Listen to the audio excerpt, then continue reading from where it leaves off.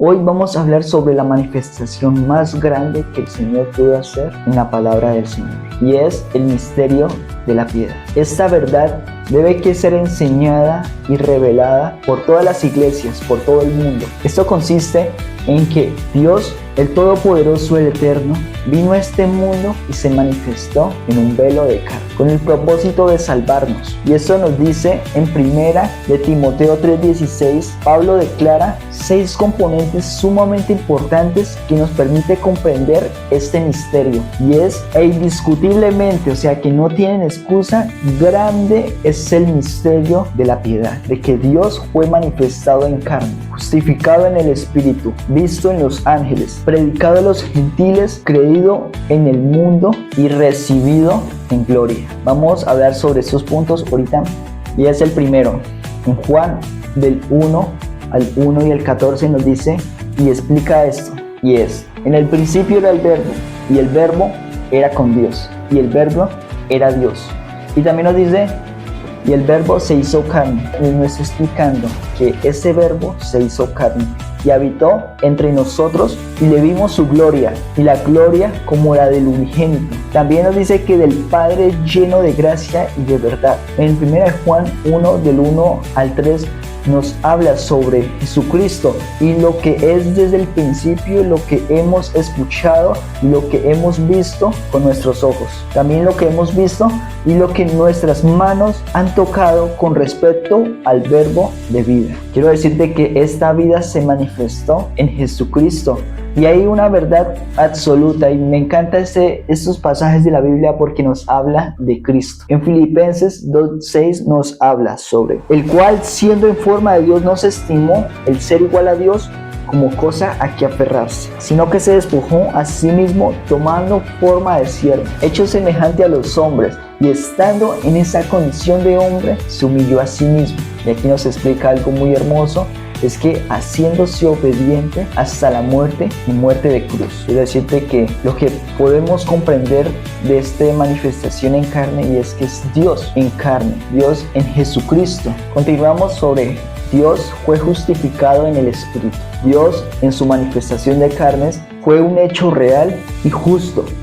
El Espíritu Santo, o sea, él fue testigo de ese hecho tan real. Y es que nos dice: conocer el Espíritu de Dios. Todo espíritu que confiesa que Jesucristo ha venido, es el Cristo, ha venido en carne y es Dios. Y todo espíritu que no confiesa de que Jesucristo no ha venido en carne, no es de Dios. Eso nos dice en Juan del 4 del 2 al 23. Y aquí hay 3 puntos muy importantes. La primera, que es la concepción.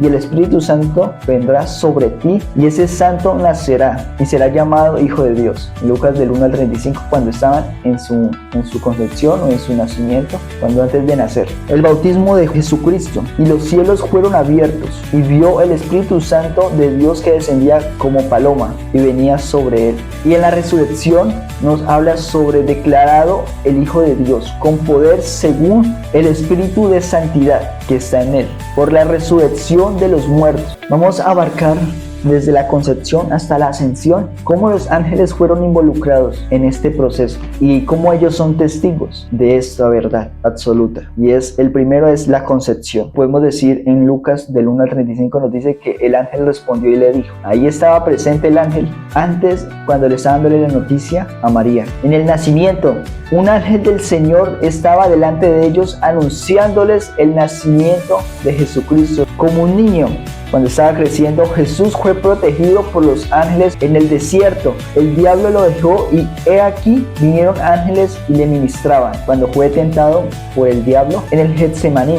Y entonces se le apareció un ángel del cielo fortaleciéndolos. En la ascensión, aquí se pusieron al lado 2 varones con vestiduras blancas. En todos estos versículos que hemos hablado, nos permiten entender de que los ángeles fueron testigos de su manifestación. Continuemos. Predicado entre los gentiles. La Biblia nos representa de que los apóstoles predicaron en todas partes, que sus tribulaciones y sus opresiones les permitieron expandirse por todo con el propósito de llevar la palabra de nuestro Señor. También El apóstol Pablo mismo dijo de que él era apóstol para los gentiles y le dio gracia para predicar entre los gentiles en Efesios 3:8, y Pablo ministraba ante los efesios. Todos los que habitaban en Asia escucharon la palabra del Señor, tanto judíos como griegos.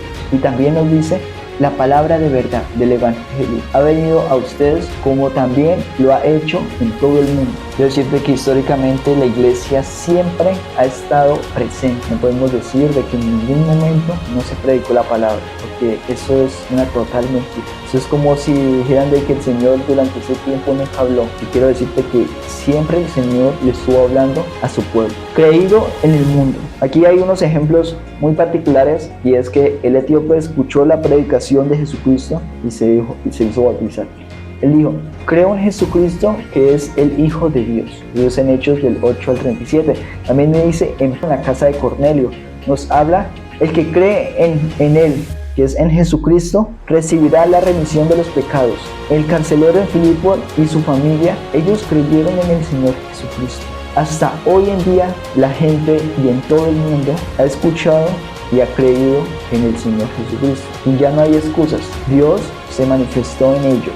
Hoy en día todo el mundo ha escuchado por algún momento y ha creído a esa palabra del Señor. Quiero decirte que si en tu vida se ha manifestado ese nuevo nacimiento que nos dice el Señor, esa palabra ha sido engendrada y ha dado un crecimiento en carne. Entonces eres una prueba viviente de que el Señor Jesús se manifestó en carne. Y vamos a abarcar este último punto: recibido en gloria. Y es que los apóstoles se asombraron cuando Jesucristo fue recibido en gloria, y ellos viéndolos fue alzado y los recibió una nube en oculto. Ellos mismos se asombraron por ver a Jesucristo que estaba recibido arriba en gloria. Y también podemos ver un suceso muy importante, y es en Esteban, cuando vio la gloria de Jesús, vio los ojos abiertos y al Hijo del Hombre que está a la diestra de Dios. En Hechos 7 al 56 nos habla: y Jesús, habiendo efectuado la purificación de nuestros pecados por medio de sí mismo, asentándose a la diestra de la majestad de las alturas, recibido en gloria. Y Jesús, estando a la diestra de Dios, después habiendo recibido en gloria. Eso es en Marcos 16 al 19. Y el poder de Dios que obró en Cristo cuando lo levantó entre los muertos y lo sentó a la diestra de los cielos. Podemos abarcar mucho, pero mucho contenido. Pero quiero decirte que el misterio de la piedad es una verdad absoluta, y es nuestra confesión. En cada momento debemos que hablar sobre que Dios se manifestó en carne, que Dios fue justificado en el Espíritu, que Dios fue visto en los ángeles, que Dios fue predicado a los gentiles, que Dios creído en el mundo, y que Dios fue recibido arriba en gloria. No tenemos excusa. Y esto es con un propósito. Dios, al convertirse en hombre, pues él tenía un conocimiento muy amplio. Pablo nos habla sobre Colosenses del 2, del 9 al 10, nos dice que, hablando de Cristo, porque en él habita corporalmente toda la plenitud de la deidad en un solo cuerpo. Y nos dice: y vosotros estamos completos en él. Y en 2 Corintios 5 al 19 nos dice que Dios estaba en Cristo reconciliándose consigo al mundo, y ahora nosotros somos embajadores de Cristo, como si Dios suplicara a través de nosotros. Este es el misterio de la piedad. Podemos entender de que la Biblia es monoteísta, que ella cree y profesa y nos habla de un solo Dios, que vino a este mundo para salvarnos. En Isaías 35:4 nos dice: decid a los de corazón apocado, esforzados, no temáis. He aquí, vuestro Dios viene con retribución, con pago. Dios mismo vendrá. Nos está diciendo que el mismo Dios, Él vendrá y os salvará. Aquí nos insta, en este versículo nos está hablando, nos está diciendo a todos esos miedosos: esforzados, no temáis, porque vuestro Dios, porque el Dios de ellos vendrá y os salvará. O sea que tenemos esa esperanza de que el Señor va a venir y nos va a salvar de toda la opresión que haya en este mundo. Y en Ezequiel 34 al 11 nos habla sobre que es una profecía de la restauración a Israel, y es un compromiso que el Señor tiene, que Él mismo vendrá a buscar, a cuidar y a reunir a su pueblo. como si fuera un pastor reuniendo a su rebaño, liberándolos de la opresión y llevándolos en verdes praderas. Y eso es porque así ha dicho Jehová el Señor: he aquí, yo mismo buscaré a mis ovejas y las reconoceré. Términos muy importantes que escuchamos en la palabra, y es el Hijo de Dios. Muchas veces estos términos son confusiones, pero la palabra nos habla y nos explica esto muy claro. Cuando nos habla sobre el Hijo de Dios, es que para ser hijo, pues claramente tuvo que ser nacido por una mujer, el Padre. Y eso es en Juan capítulo 14, sobre el 8 al 9 nos dice sobre Felipe, teniendo como esa incredulidad, nos dice, y le dijo Felipe: Señor, muéstranos al Padre y nos basta. Y Dios le dijo: tanto tiempo que estoy con vosotros y no me has conocido, Felipe, el que me ha visto a mí, ha visto al Padre. ¿Y cómo pues decís tú: muéstranos al Padre? Entonces, ¿no crees que yo soy el Padre y el Padre en mí? Las palabras que yo os hablo, no las hablo por mi cuenta propia, sino que el Padre que mora en mí, Él hace las obras. Quiero decirte de que en muchas ocasiones el Señor nos ha mostrando sobre esa, se puede decir, esa doble naturaleza entre la humana y la de Dios. Como hombre, Él nació de una mujer, pero como Dios no tiene ni principio, no tendrá tampoco ni final. Como hombre, el Señor, Él oró, Él sintió dolor, Él sudó, Él sufrió, Él padeció por nosotros, pero como Dios, Él fue resucitado, Él hizo milagros, Él ascendió al cielo, Él nos dio el Espíritu Santo y muchas cosas más. Quiero decirte que este Jesús, quien nosotros creemos y que nosotros predicamos, lo que la Biblia enseña, es el mismo Dios manifestado en carne y en muchas ocasiones más. Quiero pedirte que me dejes en los comentarios sobre esta pregunta: ¿qué fue lo que lo llevó a Cristo a hacer ese sacrificio en la cruz del Calvario? Déjamelos en los comentarios, me encantaría leértelos y también orar por ellos, orar por cada uno de los que me escriben, para que podamos seguir compartiendo